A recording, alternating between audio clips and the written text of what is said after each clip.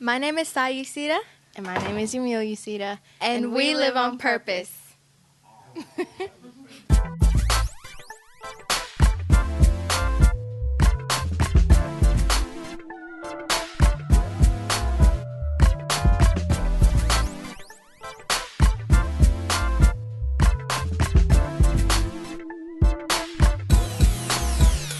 Hello, everyone. Welcome to Purpose. My name is Kisha Lee, the host, and I am here with Mr. Peter Hall. Hi, Mr. Peter. How you doing? How are you? I'm doing well. How about yourself? Wonderful.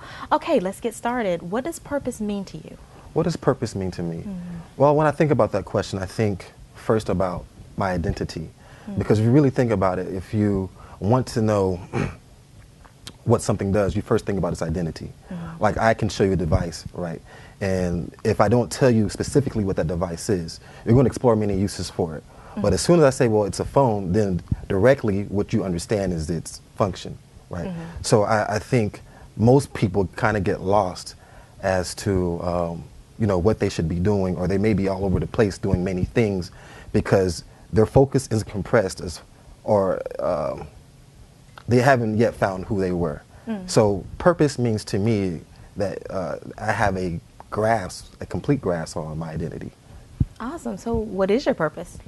My purpose is I try my very best to reflect God's image in everything that I do. That's very important to me, because I feel like aside from all my gifts, all my talents, I feel like there's something much greater that I should be doing, and I think it's something that the world really needs to see, somebody who is successful and they did it the right way, Abraham Lincoln, he said that, excuse me, that nearly all men can, sorry. Abraham Lincoln said, it's a quote, Abraham Lincoln said that nearly all men can stand adversity, but if you truly want to test a man's character, give him power. And, I say that to say that you have to have a very responsible response to adversity, because adversity will prepare you for when you get to power. Any man can go through adversity, but most men fall because they don't know how to handle power, if that makes any sense. Yeah. So I'm learning as I'm beginning to search out my purpose, how to really yield to the things that God is doing to work through me, so that I'm become fully developed for elevation. Because I don't want to get there and then fall, because the fall is always quicker than the climb. If that makes any sense. Yes, it does. Okay, what are you doing right now? What am I doing right now? Yeah. Well, some of your endeavors. Okay, well. You're also a musician. Absolutely, I'm a musician. Yeah. I'm a teacher. I work as an assistant teacher at the after-school program.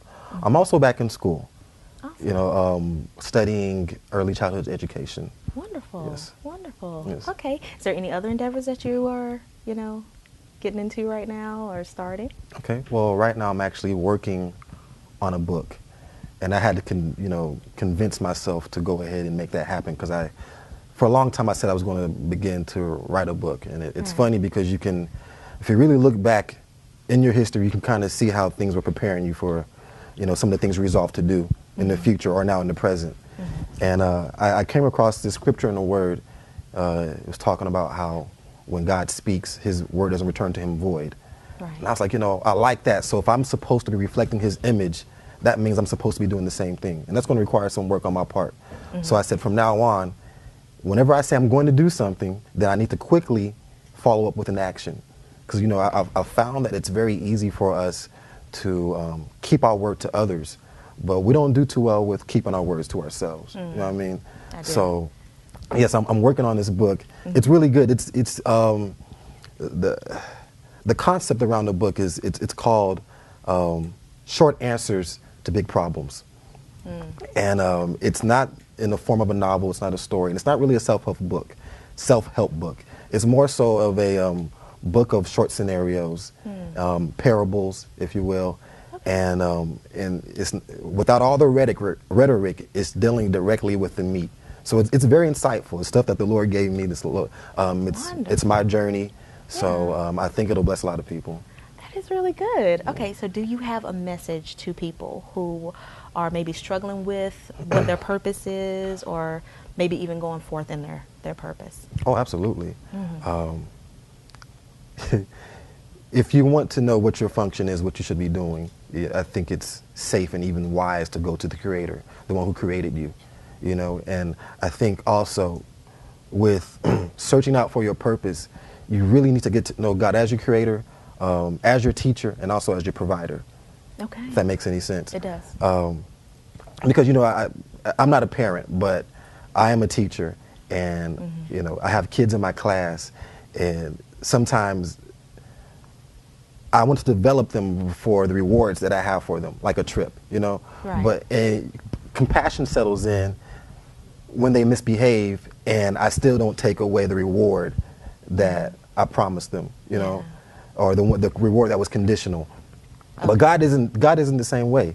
He will focus on teaching you before he provides for you. So you can't really fault God for not being faithful if you haven't embraced him yet as your teacher, because he's not going to provide if you haven't yet learned what you need to learn, if that makes any sense. It does. So I'm saying all that to say that if you really want to learn your purpose, really yield to God, and then don't limit yourself, by your past. Right. You don't have to live in the shadow of the person who you used to be. Just allow your actions or your decisions or your choices to now reflect the person you are becoming.